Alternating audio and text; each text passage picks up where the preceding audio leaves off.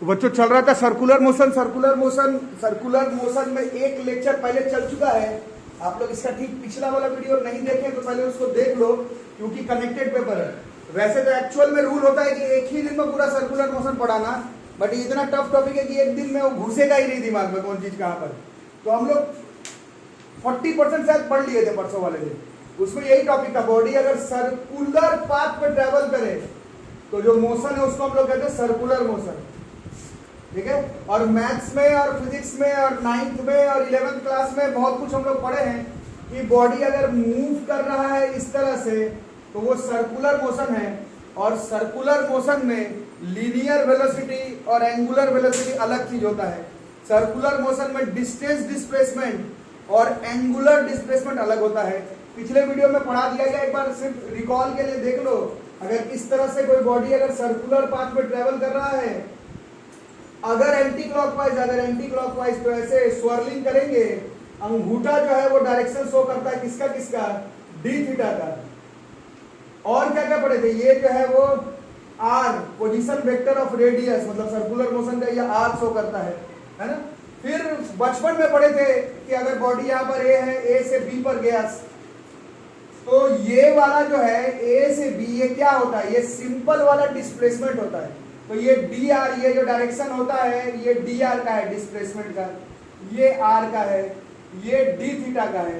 फिर परसों पढ़े थे डी थीटा को टाइम के रिस्पेक्ट में डिफरेंशिएट करने पर एंगुलर वेलोसिटी, वो भी इंस्टेंटेनियस वाला आता है, तो उसका डायरेक्शन इसी तरफ आता था ओमेगा। 11th क्लास के ही शुरुआत में हम लोग टॉपिक पढ़े कि डी आर मतलब change in displacement with respect to time instantaneous करते तो लीनियर वेलोसिटी आता है। तो इस डायग्राम में अगर डी आर का डायरेक्शन करें तो इसी तरफ आता था, और इसी को डिफरेंशिएट करेंगे तो लीनियर वाला वेलोसिटी का डायरेक्शन इसी तरफ आएगा। वी इधर, डी आर इधर, आर इधर, डी थीटा इधर, ओमेगा इधर। पिछला वीडियो से देखना, ये तो मैं बस रिकॉल में बता रहा हूँ, पिछले में ये सब क्लियरली बताया गया। और फिर दो ट्राइगोनल सिस्टम आपको सिखाया गया था, डी थीटा आर और डी आर, ये ट्राइगोनल सिस्टम बनाता है आपस में परपेंडिकुलर। उसी तरह से ओमेगा आर और बी, ये भी ट्राइगोनल सिस्टम बनाता है आपस में परपेंडिकुलर। और इसमें कुछ फॉर्मूलाज भी हम लोग देखे थे। इसमें क्रॉस प्रोडक्ट में क्या फॉर्मूला आया था, देख करके बताओ। इसका तो याद आ रहा है, बी बराबर आर क्रॉस ओमेगा था कि ओमेगा क्रॉस आर था, R cross omega, omega cross R. और इसका क्या था ये बताओ,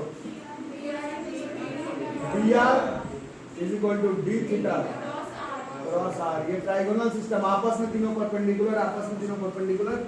यहाँ तक हम लोग पढ़ चुके हैं। पिछला वीडियो का मदद लो, यहाँ तक पहले अपना नोट्स बनाओ, क्योंकि अब इसके आगे बढ़ने वाले हैं। आगे कैसे, अगर डिस्प्लेसमेंट भी हो रहा है, अगर वेलोसिटी भी हो रहा है, अगर वेलोसिटी चेंज भी हो रहा है, तो एक्सेलरेशन का एंट्री अब होने वाला है। तो पहले आप लोग यहाँ तक पहले अपना कंफर्म कर लो। तो सर्कुलर मोशन में पहले आया डिस्प्लेसमेंट, तो पहले से जानते थे। सर्कुलर मोशन में आया एंगुलर डिस्प्लेसमेंट, उसको टाइम के रिस्पेक्ट में डिफरेंशिएट जब किए तो आया हमारा एंगुलर वेलोसिटी। टाइम के रिस्पेक्ट में अगर सीधा डिवाइड कर दिए तो भी एंगुलर वेलोसिटी, बट वो एवरेज वाला है। अब उसी को अगर आगे लेकर के चलें तो क्या आएगा हमारा, अब आएगा एंगुलर एक्सेलरेशन।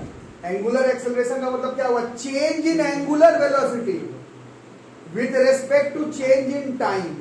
मान लो पहले अगर डेल्टा ओमेगा, मतलब पहले ओमेगा था किसी भी बॉडी का एंगुलर वेलोसिटी, इंक्रीज होकर के कितना हो गया, omega plus delta omega. Omega कितने टाइम पर था, मान लो टी पर, बाद में ओमेगा प्लस डेल्टा ओमेगा हो गया, कुछ टाइम बढ़ेगा ना, टी प्लस डेल्टा टी पर। तो अल्फा एवरेज कैसे निकलेगा, change in angular velocity divided by time taken. तो अल्फा जो है वो आएगा delta omega by delta T. ये वाला है एवरेज एंगुलर एक्सेलरेशन।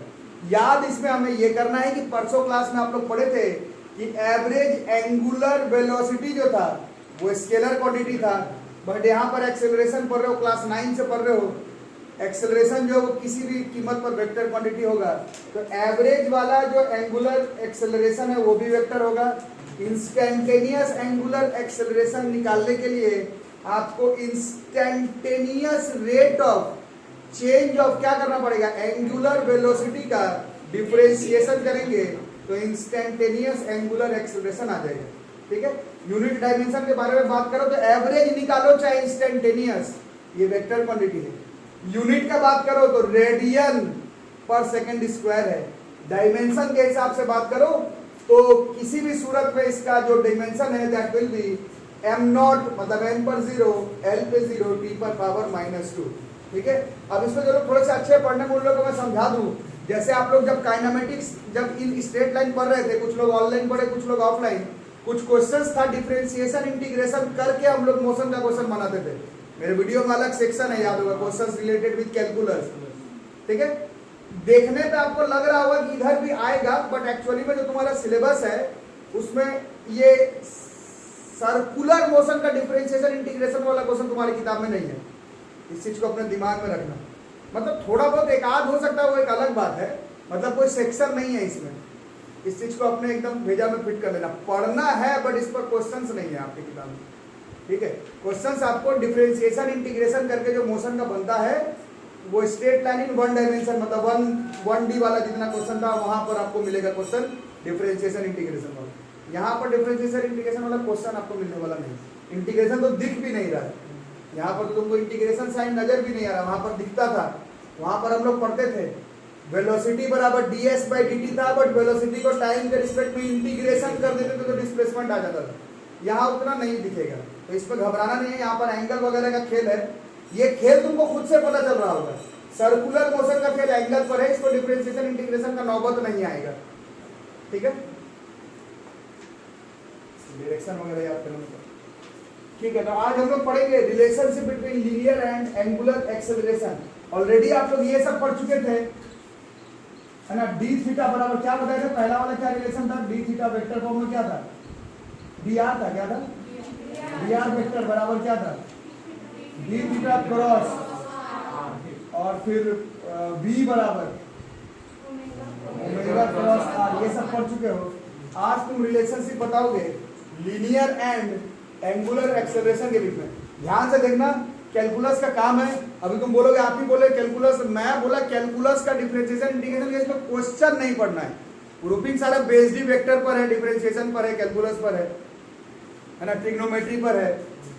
तो इसमें देखो लास्ट क्लास में हम लोग पढ़े थे, तुम लोग लिखना मत बताना, एज v बराबर ये हम लोग पढ़े थे परसों, this is omega cross R. ठीक है, differentiation with respect to time, इसको डिफरेंशिएशन करना है विथ रेस्पेक्ट टू टाइम। तो बताना थोड़ा समझ के, इसका डिफरेंशिएशन तो करेंगे ही। और यहाँ पर जो लोग डिफरेंशिएशन में क्लास के, ये u भी का डिफरेंशिएशन है। कैसे करते थे, हाँ, मतलब ओमेगा को बाहर रखेंगे, क्रॉस करेंगे dr/dt को, फिर r को बाहर रखेंगे, क्रॉस करेंगे d/dt को। बोलो समझ में आ रहा है कि नहीं आ रहा है ना। ठीक है, अब देखना कितना मजा आ जाएगा। यही पढ़ने के लिए हम लोग 2 दिन से इसमें छटपट आ रहे थे, यही टॉपिक खत्म करना था। dv/dt क्या होता है, कौन सा एक्सेलरेशन, लीनियर या एंगुलर, लीनियर। dv है लीनियर डिस्प्लेसमेंट, सिंपल v का differentiation a, this is a। ध्यान से देखना, ये हो गया हमारा एक्सेलरेशन। अब यहाँ पर देखना, बड़ा मजा आएगा। दिस इज ओमेगा क्रॉस, ये बताओ क्या था, dr/dt क्या था, ये बता दो। dr/dt बोलो, linear velocity, this omega cross v आ गया, प्लस आगे देखते हैं ये क्या था, अभी लिखवाया एंगुलर एक्सेलरेशन। तो ये हो गया। इसको अगर आप ध्यान से देख रहे हैं तो ये जो एक्सेलरेशन है, ये एक्चुअली में, ये जो एक्सेलरेशन है, ये एक्चुअली में डायमेंशनल एनालिसिस का अगर आप इस्तेमाल करते हैं तो ये अगर एक्सेलरेशन है, ये मेरे को मालूम है, 2 नंबर को जोड़ करके फिर एक्सेलरेशन आ रहा है। डायमेंशन का इस्तेमाल करना है और सोच करके बताना है, 2 नंबर को जोड़ रहे हैं और एक्सेलरेशन का डायमेंशन आ रहा है। इसका क्या मतलब हुआ, ये वाला भी एक्सेलरेशन का ही डायमेंशन आएगा, मतलब ये भी एक तरह का एक्सेलरेशन होगा। समझ में आ रहा है, और ये भी एक तरह का एक्सेलरेशन होगा। यही कॉन्सेप्ट आप लोग सबसे पहले शायद 8th और 9th क्लास में पढ़े थे, जहां पर आप लोग पहली बार नाम सुने होंगे सेंट्रीपिटल एक्सेलरेशन का, पहली बार नाम एंगुलर एक्सेलरेशन का। ये सब आप अभी जस्ट मैं आपको डायग्राम में दिखाऊंगा कि बॉडी जब सर्कुलर पाथ में ट्रैवल करता है तो वो ना चाहते हुए भी, मतलब वो चाहे चाहे ना चाहे, वो दो अलग अलग एक्सेलरेशन एक साथ शो करता है, जो कि आपको मैथमेटिकली फॉर्मूला पर भी दिख रहा होगा। ये एक्सेलरेशन है, बीच में प्लस है, यही पढ़ो ना, 5 + 8 जोड़ के मीटर पर सेकंड स्क्वायर नहीं आ सकता है। ये भी डायमेंशन मीटर पर सेकंड स्क्वायर का ही होगा, ये भी डायमेंशन मीटर पर सेकंड स्क्वायर का ही होगा। मतलब ये भी एक खास तरह का एक्सेलरेशन है, ये भी एक खास तरह का एक्सेलरेशन है। इसमें भी ओमेगा वर्ड दिख रहा है, ओमेगा तब तक नहीं आएगा जब तक बॉडी घूमेगा नहीं। और यहाँ पर एक वर्ड अल्फा दिख रहा है, ये भी तब तक आएगा नहीं जब बॉडी घूमेगा नहीं। मतलब बॉडी जब सर्कुलर पाथ में ट्रैवल कर रहा हो तो दो अलग अलग एक्सेलरेशन जोड़ करके उसका फाइनल वाला एक्सेलरेशन आता है, जो कि अभी हम लोग डायग्राम के तहत देखते हैं। इसको बस इस तरह से तुम लोग सुधार लेना कि ये ओमेगा क्रॉस भी प्लस अल्फा क्रॉस आर है एक्चुअली में। इसको पहले लिखा जाता है D omega by D T को पहले लिखेंगे क्रॉस आर, तो ये क्या हो जाता है, this is alpha cross R. ये दो अलग अलग एक्सेलरेशन है, इन दोनों का एक्सेलरेशन जोड़ने पर ये वाला एक्सेलरेशन आएगा। कैसे आएगा मैं डायग्राम के थ्रू बताता हूं, पहले यहाँ पे लिख करके रखो। तो अब हम लोग देखते हैं सर्कुलर मोशन जो इतने दिन से बना रहे हो, 2 दिन से, फिर से उसका डायग्राम बनाते हैं। कैसा था, ऐसा था बेटा तुम्हारा सर्कुलर मोशन, इसको ध्यान से समझना और उधर उधर सर्कुलर मोशन देख लो ध्यान से, जो जो किए थे उसको करने के यहाँ पर होता और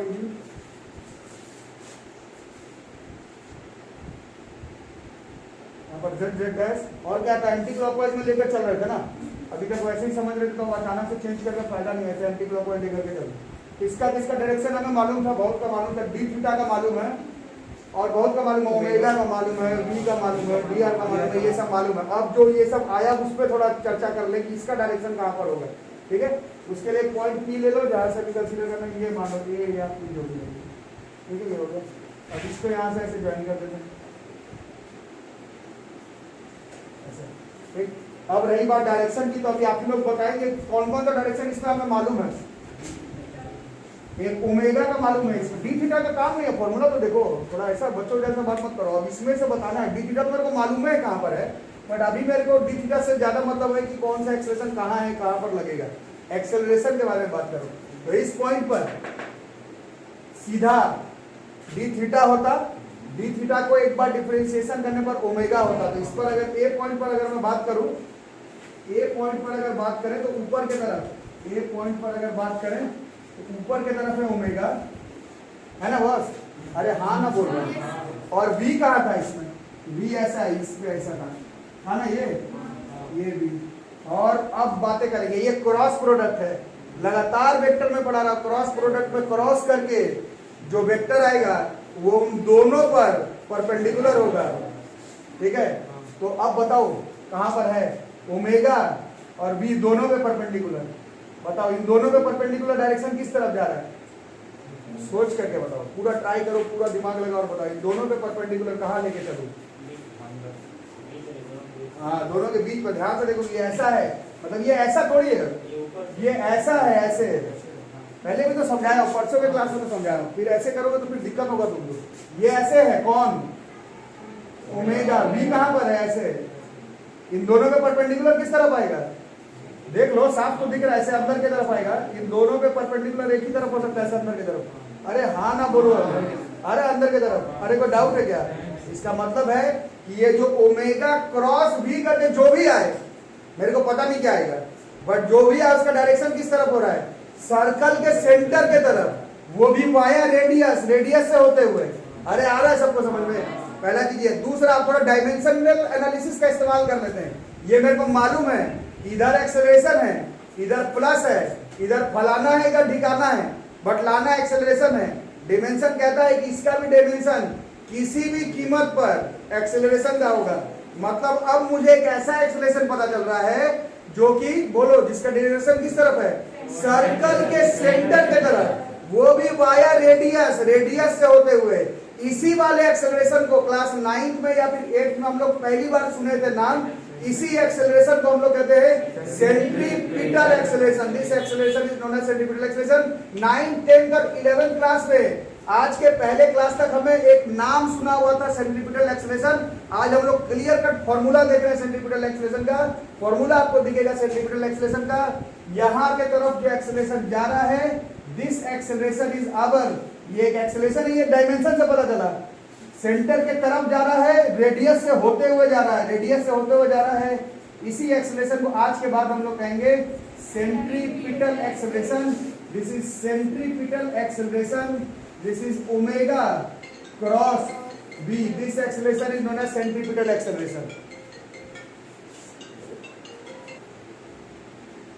तो इसमें देख रहे हो बच्चों एक नया तरह का एक्सेलरेशन, नया तो नहीं बोला जाएगा, एक ऐसा वर्ड आया जो कि आप लोग पहले से सुने थे ये नाम, बट आज के बाद पूरा 11th-12th क्लास में फिजिक्स से लेकर के ये टॉपिक आपको केमिस्ट्री में भी कई बार दिखेगा। और एक्चुअली में ये टॉपिक आपको केमिस्ट्री में दिख चुका है, अभी तक आप लोग इस्तेमाल शायद किए हो नहीं किए हो। एटॉमिक स्ट्रक्चर चैप्टर में इलेक्ट्रॉन का जो रिवॉल्वमेंट होता है एटम के आसपास, उसमें ये शब्द है सेंट्रीपिटल एक्सेलरेशन, और प्रूफिंग में भी इस्तेमाल हुआ होगा। ये आप लोग कौन सा बोर्ड मॉडल में, हाँ बोर्ड मॉडल में कोई वो क्या बोलते हैं एनर्जी वाला प्रूफिंग में भी इसका इस्तेमाल है। हाँ एनर्जी वाले प्रूफिंग में इसका इस्तेमाल है ना। तो ये वर्ड ऐसा नहीं कि आप पहली बार फिजिक्स में पढ़ रहे हैं, ये पहले भी आप सुने हैं और इसका इस्तेमाल भी किए हैं। वो सब छोड़ो, केमिस्ट्री का गया बाढ़ में। 9th क्लास में Kepler's law of planetary motion था, उसमें भी ये वर्ड आया था सेंट्रीपिटल एक्सेलरेशन, है ना। This acceleration is centripetal. किसी भी बॉडी को गोल गोल गोल घूमने के लिए एक खास तरह का एक्सेलरेशन का जरूरत होता है। That acceleration is known as centripetal acceleration. ये हमें 9 से मालूम था, बट अभी हम लोग के दिमाग में एक बात जा रहा है, वो सिलेबस ही ऐसा, जब पढ़ते तब लगता अच्छा ऐसा भी हो सकता है। अब हमारे दिमाग में जा रहा है कि बॉडी गोल गोल गोल घूमता है, तो एक्चुअली वो एक नहीं, वो दो तरह का एक्सेलरेशन शो करता है। एक तो मेरे को दिख जा रहा है अब, ये वाला acceleration is known as, this is known as our centripetal acceleration. अरे समझ, अब इसका फॉर्मूला डिराइव करते हैं। 9th क्लास से सुने थे ये बात, सेंट्रीपिटल एक्सेलरेशन, सेंट्रीपिटल एक्सेलरेशन। अब इसका फॉर्मूला देखते हैं कि आखिर इसका फॉर्मूला होता कितना है। बोलो इसका फॉर्मूला तो दिख गया, आप क्या डिराइव करवा रहे हैं, बट ये क्रॉस प्रोडक्ट के फॉर्म में दिखा है भाई। ऐसा फॉर्मूला कोई थोड़ी याद करके जाता है एग्जाम। अब इसको हम लोग एक फॉर्मूला लाएंगे जिसका इस्तेमाल करके न्यूमेरिकल बनाया जा सकता है ना, और वो कर सकता है आराम से। ए क्रॉस बी का फॉर्मूला वेक्टर में सिखाया गया था। ए क्रॉस बी बराबर क्या होता है, mod A mod B into sine between V and omega. तुम्हें को बताना है वी और ओमेगा के बीच में कितने का एंगल है, यही समझाना है। यही सब चीज सीखोगे तो लाइफ में आगे भागोगे, नहीं तो दिक्कत होगा। तो कहां तक पहुंच गए, ओमेगा वी तक पहुंच गए। अरे समझ, अभी फिर वी पर अटक गए। वी थोड़ा पिछले वाले प्रूफिंग में था, क्या था, आर क्रॉस ओमेगा था कि ओमेगा क्रॉस आर था, ओमेगा क्रॉस आर था। तो इसमें पिछला डायग्राम देखना पड़ेगा। आप लोग अपने ही डायग्राम में चेक करके मेरे को बताओ कि ओमेगा और आर के बीच में कितना एंगल था। अभी दिखेगा, अपना डायग्राम देख लो। अरे जल्दी बोलो, वहां पर भी 90 डिग्री था, तो वहां पर भी ओमेगा और साइन 90 का रूप 1, तो v बराबर भी आर ओमेगा होता। और इसी v के जगह पर आर ओमेगा को सेट कर देते, तो सेंट्रीपिटल एक्सेलरेशन का एक ऐसा फॉर्मूला आ जाता जो कि 11th-12th में टॉप 5 फॉर्मूला में से है फिजिक्स का। फोर्स बराबर मास इंटू एक्सेलरेशन और वर्क डन बराबर फोर्स इंटू डिस्प्लेसमेंट है। तो 9 से पढ़ करके आए थे। क्लास 11 का फिजिक्स का पहला धमाकेदार फॉर्मूला, पहला शायद नहीं है, पहला प्रोजेक्टाइल मोशन में था। इक्वेशन ऑफ ट्रेजेक्टरी y बराबर x tan theta minus half x u square by x square cos square theta. वो मतलब पहला जबरदस्त फॉर्मूला है 11th फिजिक्स में। दूसरा ये है centripetal acceleration, this is r omega square, या फिर यहां पर देख रहे हैं v ओमेगा, या फिर और भी कर सकते हैं इसमें r की जगह r और ओमेगा की जगह पर अगर v बाई r लिख दें, ठीक है, नहीं कुछ गलत लिख दिया, ओमेगा की जगह पर ऐसे v square by r square, तो कितना हो गया, कुछ गलत लिख दिया हो गया, नहीं सही आ रहा है। This is centripetal acceleration, this is v square by r, ये भी है, r ओमेगा स्क्वायर भी है, ओमेगा v भी है, और वेक्टर के फॉर्म में क्वेश्चन बनाने का शौक रखते हो तो ओमेगा क्रॉस v भी है, ठीक है। तो इतना फॉर्मूला तो सिर्फ सेंट्रीपिटल एक्सेलरेशन का है। जल्दी से लिखो। अब देखो बच्चों, इसको फिर से फिनिशिंग टच लेते हैं। फिर से हम लोग सर्कुलर मोशन का डायग्राम बना लेते हैं। फिर से वही जो एंटी क्लॉकवाइज था वही एंटी क्लॉकवाइज डायरेक्शन बना लेते हैं। अभी भी सर्कल का सेंटर बना लेते हैं। अभी भी जो समझने के लिए जेड जेड डैश एक्सिस था, अभी भी जेड जेड डैश एक्सिस रखते हैं। अभी भी एक पॉइंट रखते हैं ए, और अब थोड़ा डायरेक्शन के बारे में बातचीत करेंगे, ठीक है। तो अब हमें मालूम है कि आर का डायरेक्शन इस तरफ है और डी थीटा का डायरेक्शन ऐसे बाहर की तरफ। डी थीटा को डिफरेंशिएट किए तो ओमेगा का डायरेक्शन बाहर की तरफ, ओमेगा को डिफरेंशिएट किए तो अल्फा का डायरेक्शन बाहर की तरफ, ठीक है। और हमारे पास ये वाला एक्सेलरेशन का एक कंपोनेंट बचा हुआ था अल्फा क्रॉस आर। इसके लिए आपके पास पेन हो तो उससे आप लोग तीनों ट्राइगोनल सिस्टम अगर बनाएंगे तो आर का डायरेक्शन इस तरफ आ रहा है और अल्फा का डायरेक्शन इस तरफ आ रहा है, आर और अल्फा इस तरफ। और हमें एक ऐसा कंपोनेंट चाहिए जो कि इन दोनों पे परपेंडिकुलर हो, इन दोनों पे परपेंडिकुलर किसी भी कीमत पर जो एक्सेलरेशन होगा किस तरफ जाएगा, ये एरो, क्योंकि इसका ये इस तरफ है, ढक्कन इस तरफ है, इसमें किसी भी कीमत पर जो इन दोनों पे परपेंडिकुलर आएगा वो ऐसे टेंजेंशियली बाहर की तरफ आएगा। और यही वाला जो एक्सेलरेशन है एक ऐसा एक्सेलरेशन जो अल्फा और आर दोनों पे परपेंडिकुलर हो। और क्योंकि डायमेंशनली हमें मालूम है कि ये एक्सेलरेशन है, ये एक्सेलरेशन है, तो ये कुछ और हो नहीं सकता, इसको एक्सेलरेशन ही होना है। ये वाला जो एक्सेलरेशन जो कि टेंजेंशियली अल्फा और आर दोनों पे परपेंडिकुलर रिएक्ट करे, उस एक्सेलरेशन को आज के बाद हम लोग टेंजेंशियल एक्सेलरेशन कहेंगे। This acceleration will be termed as tangential acceleration. अब जो लोग अच्छे बच्चे लोग हैं, जब आप न्यूमेरिकल बनाएंगे तो लिख करके थोड़ी देगा टेंजेंशियल एक्सेलरेशन। ये वही कॉन्सेप्ट है, बॉडी जब सर्कुलर पाथ में ट्रेवल करे, ब्रेक लगाए या फिर एक्सेलरेटर दबाए, जैसे लीनियर मोशन में इसी को हम लोग सिर्फ एक्सेलरेशन कहते थे, या फिर रिटार्डेशन। सर्कुलर मोशन में अगर बॉडी ब्रेक दबाए या फिर एक्सेलरेट करे तो उसको आप केवल एक्सेलरेशन से काम नहीं चलेगा, that acceleration will be termed as tangential acceleration. और अंदर के तरफ गोल गोल गोल घूमने वाला जो एक्सेलरेशन है, that acceleration will be centripetal acceleration. Body जब सर्कुलर पाथ में ट्रेवल करेगा, it will possess both type of acceleration, centripetal acceleration as well as tangential acceleration. लेकिन अगर सर्कुलर मोशन में ब्रेक ना दबाए, सर्कुलर मोशन में एक्सेलरेटर ना दबाए, मतलब वो किसी भी तरह का एक्सेलरेशन नहीं कर रहा है, मतलब वो यूनिफॉर्म स्पीड में गाड़ी चला रहा है, तो यहीं पर क्लास 9th में आपको बताया गया था दुनिया का एकमात्र एग्जाम्पल 9th में आपको सिखाया गया था, जहां पर बॉडी का स्पीड कांस्टेंट है फिर भी उसके पास एक्सेलरेशन होगा। वो एक्सेलरेशन सिर्फ यूनिफॉर्म सर्कुलर मोशन में पॉसिबल है। यूनिफॉर्म सर्कुलर मोशन में स्पीड कांस्टेंट रहेगा, फिर भी उसके पास एक एक्सेलरेशन बच जाएगा, that acceleration will be centripetal वाला बच जाएगा। तुम अगर एक्सेलरेट नहीं करते हो तो टेंजेंशियल नहीं करोगे, बट कितना भी कांस्टेंट स्पीड में चला लो, सेंट्रीपिटल एक्सेलरेशन को तुम सर्कुलर मोशन में नहीं रोक सकते। इसलिए क्लास 9th में भी पढ़ाया गया था, 11th में भी पढ़ाया जा रहा है, और फिजिक्स का 11th 12th का टॉप 5 टॉपिक में से है। मतलब जब तुम 12th पास आउट कर जाओगे, कोई परीक्षा निकले, मेंस एडवांस मेडिकल जो भी निकले, कुछ सीख करके क्या गए तो टॉप 5 में आपको ये बताना होगा कि सर्कुलर मोशन में कुछ भी स्पीड में गाड़ी चला लो, वो हमेशा एक्सेलरेटेड मोशन का ही एग्जाम्पल रहता है। उसके पास कोई ना कोई एक्सेलरेशन जरूर होगा, सेंट्रीपिटल हो या दोनों हो, सेंट्रीपिटल और टेंजेंशियल। टेंजेंशियल का फॉर्मूला अभी हम लोग देख लेते हैं, वैसे तुम लोग खुद ही बता सकते हो। ये वाला है अल्फा क्रॉस आर। अब इसका डायरेक्शन तुम लोग तो बता ही दिए हो, अब थोड़ा मैग्नीट्यूड बता दो, ए बी साइन थीटा। तो अल्फा और आर के बीच में कितने का एंगल था, यहाँ पर भी 90 गिरने की वजह से दिस इज टेंजेंशियल एक्सेलरेशन भी जो है वो आर अल्फा होगा। याद रहेगा? कुछ चीज हम लोग थिंग्स टू रिमेंबर में लिखेंगे फटाफट, ठीक है। तो थिंग्स टू रिमेंबर में पहला नंबर पे देख लो बच्चों, आज के क्लास के बाद आप जान गए कि बॉडी जब सर्कुलर मोशन में है तो वो कितने तरह का एक्सेलरेशन शो करता है, 2 तरह का। कौन कौन सा? सेंट्रीपिटल और टेंजेंशियल, बट दोनों वेक्टर है। और आपको लगातार 5 महीने से पढ़ाया जा रहा है और वेक्टर के क्लास में सिखाया गया है। तुम जान तो गए कि ये 2 तरह का एक्सेलरेशन पोजेस कर रहा है, बट आंसर आप ऐसे नहीं बोल सकते कि लो, ये तुमसे पूछेगा एक्सेलरेशन बताओ, सर्कुलर पाथ में बॉडी ट्रेवल कर रहा है, एक्सेलरेशन बताओ, तो तुम कौन सा एक्सेलरेशन बताओगे? अगर बोल के दे कि सेंट्रीपिटल बताओ तब तो तुम निकाल दोगे, बोल के दे कि टेंजेंशियल बताओ तब तो तुम निकाल दोगे, लेकिन सिर्फ बोलेगा कि एक्सेलरेशन बताओ सर्कुलर मोशन, तो तुम कौन सा एक्सेलरेशन निकालोगे?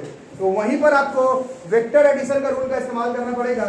सर्कल के सेंटर के तरफ सेंट्रीपिटल एक्सेलरेशन, सर्कल पे टेंजेंशियल एक्सेलरेशन, क्योंकि ये भी वेक्टर है, ये भी वेक्टर है, इसका रिजल्टेंट विल बी p का स्क्वायर प्लस q का स्क्वायर प्लस 2pq cos 90, दोनों के बीच में 90 डिग्री। अभी हम लोग कंफर्म किए टेंजेंशियल एक्सलेशन टेंजेंशियल ही लगता है और सेंट्रीपिटल एक्सलेशन रेडियस की तरफ, सेंटर की तरफ via radius. So this will be under root AC का स्क्वायर प्लस AT का स्क्वायर। याद रहेगा क्या?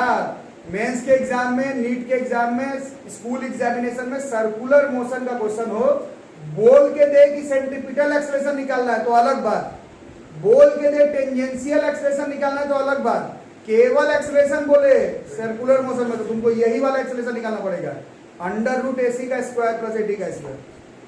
ठीक है, पहला चीज ये हो गया। पहला चीज तो फर्स्ट थिंग ये तीसरे नंबर में है। दूसरा number, in case of uniform circular motion, ये पढ़े थे 9th क्लास में। 9th क्लास में क्या पढ़े थे? यूनिफॉर्म सर्कुलर मोशन में स्पीड पढ़े थे। क्या होता है? स्पीड जो है वो कांस्टेंट होता है। बट अभी के हिसाब से अगर बात करो तो क्या बात हो गई? अभी के हिसाब से ये बात हो गया, ये तो 9th क्लास का बात था। अभी के हिसाब से बात है कि टेंजेंशियल एक्सेलरेशन इसका वैल्यू 0 होता है। किस केस में? Uniform circular motion. 9th class का बच्चा बताएगा यूनिफॉर्म सर्कुलर मोशन का मतलब स्पीड कांस्टेंट। 11th क्लास के बच्चों को बताना है क्या? यूनिफॉर्म सर्कुलर मोशन में टेंजेंशियल एक्सेलरेशन 0, फिर भी उस पे ये जो सेंट्रीपिटल एक्सेलरेशन है ये बच जाएगा। और फाइनल जब रिजल्टेंट निकालोगे तो कितना हो जाएगा? ये AC का स्क्वायर प्लस 0, ये किसके बराबर आ जाएगा? सिर्फ AC के बराबर आ जाएगा। कितना भी यूनिफॉर्म सर्कुलर मोशन हो, कितना भी स्पीड कांस्टेंट हो, उसमें एक एक्सेलरेशन आएगा ही आएगा जो कि सेंट्रीपिटल एक्सेलरेशन है। और ये पूरे 9th 10th 11th 12th class physics मिला करके एक बहुत गजब का एक थ्योरेटिकल कॉन्सेप्ट है कि यूनिफॉर्म सर्कुलर मोशन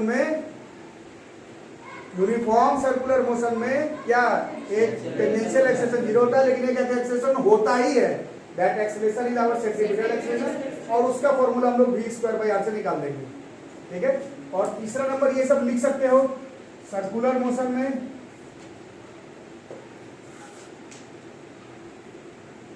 ब्रेक या फिर एक्सेलरेटर गाड़ी का दबाएंगे, गाड़ी वाला जो होता है वो कौन सा एक्सेलरेशन होगा? That will be tangential acceleration कहलाएगा आज के बाद। अगर बोल के दे तो ठीक है, नहीं तो तुमको खुद से उसको लेना पड़ेगा। और सेंट्रीपिटल एक्सेलरेशन ये तो हमेशा होगा ही, क्योंकि इसका फॉर्मूला तुम कितना देखे अभी? इसका फॉर्मूला फाइनल आंसर है v²/r, तो वो चल रहा है तो उसके पास क्या है? v तो है ही, सर्कुलर मोशन में ट्रेवल कर रहा है तो r तो है ही, वो तुम 0 कैसे कर सकते हो? कर ही नहीं सकते। समझ में आ रहा है? तो सेंट्रीपिटल एक्सेलरेशन तो हमेशा आएगा v²/r। टेंजेंशियल सिर्फ तब आएगा जब क्वेश्चन में बोला हुआ है कि भाई इस पोजेसिंग ब्रेक लगा रहा है तो एक्सेलरेटर दबा रहा है। ठीक है, क्लियर कट? तो ये हमारा पूरा कंप्लीट कॉन्सेप्ट है, ये पूरा कंप्लीट कॉन्सेप्ट है। इस पूरे डायग्राम को एक बार और अगर हम लोग एक ही डायग्राम में अगर बनाने का ट्राई करें, पूरे को एक सर्कुलर मोशन में बनाने का ट्राई करें तो किस तरह से बनेगा आपको थोड़ा बता देंगे मेरे को, फिर हम लोग रिलैक्स हो जाएंगे। उसके बाद हम लोग चावल दाल खा के सोने चले जाएंगे। ठीक है, इसमें कुछ लोग लाया भी है डेक्ची में, 2.5 घंटे से पढ़ रहे हैं, आप खाएंगे दाल और भात और फिर सो जाएंगे।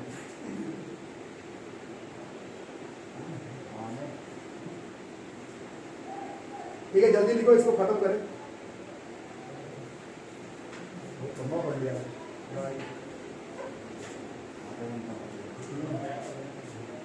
मैं तो पढ़ा नहीं, पूरा ही पढ़ा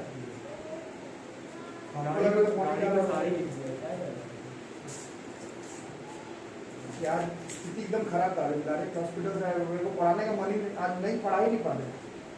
बट टॉपिक इतना इंटरेस्टिंग है कि आपको पढ़ा देते, आपको पढ़ो दूसरा टॉपिक होगा तो नहीं पढ़ा। उधर मैथ में भी डोमेन में got a very good topic. बता दो इसको नहीं,